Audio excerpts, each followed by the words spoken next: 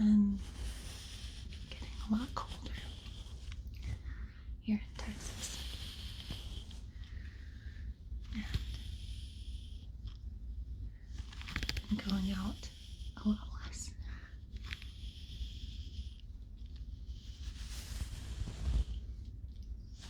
So got a lot of those tangles out, huh? How's that?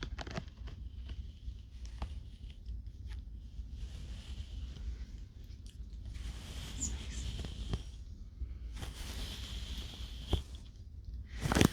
I like making a lot of soups and stews in the wintertime. I make a fully loaded potato soup. I think I'll probably make that for dinner tonight.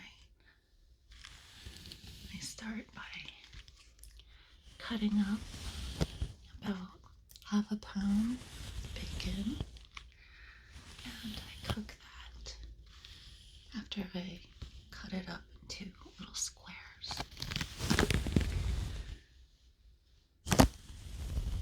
So I cook that down, get it nice and brown and crispy, and I take it out of the pan, and then I cook my onions and garlic in the grease. I take out some of the grease, but I leave, I don't know, 2 or 3 tablespoons worth of bacon grease in the pan, and render down my chopped onion and garlic and celery. And I let that cook for a little while.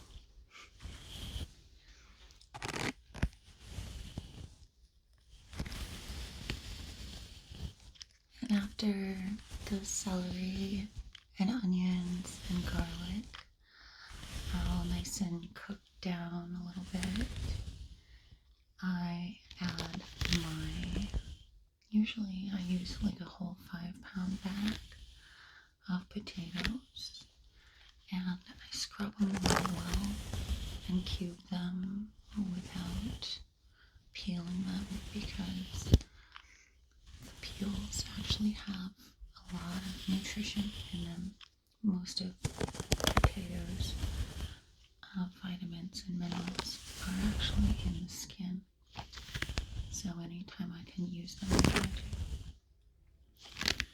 And then once the potatoes are in there, I add about 6 to 8 cups of chicken broth.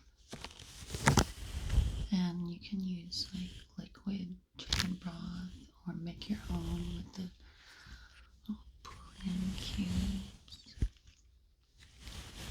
And I let that cook for quite a while, adding seasonings, salt and pepper, a little bit of cayenne, and I like to add in just a dash of herbs de Provence, because it's got a really tasty blend. Or you could add in some Tony Chachere's Greek. It's really good. Or if you just want to leave that flavor profile kind of basic, salt and pepper is totally fine.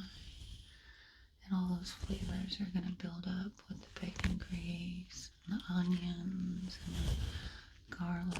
And all that. It's just really tasty. So one thing that I really do like to do is add in the leafy celery tops. There's a lot of nutrition and flavor in celery tops, so I kind of add that in towards the end with parsley. It's very tasty. It takes about 35 minutes to soften the potatoes, and at this point you can choose whether or not you want your soup to be more brothy or more like a stew or a chowder. So you can cook it a little longer and mash up the potatoes, or you can leave it like as it is and have it more like separated with like liquid and chunks, you know.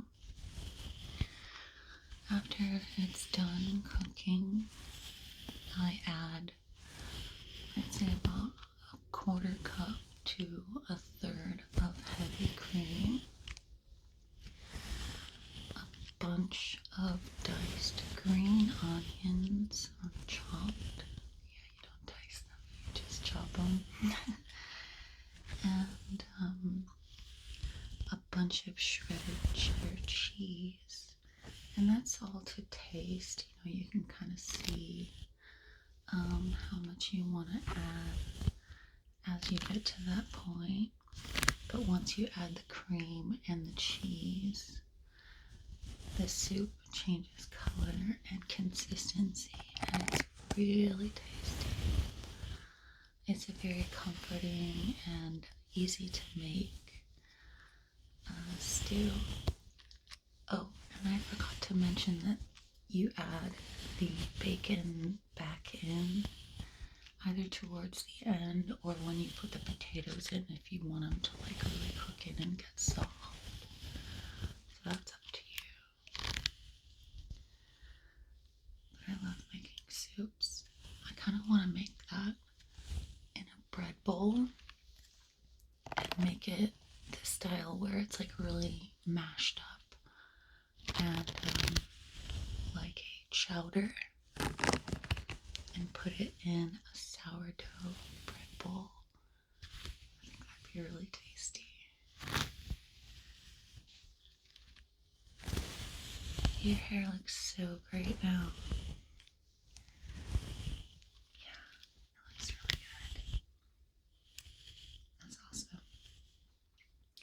So I will have to have you over next time I make that potato soup. Okay? Yeah, maybe you could help me make it.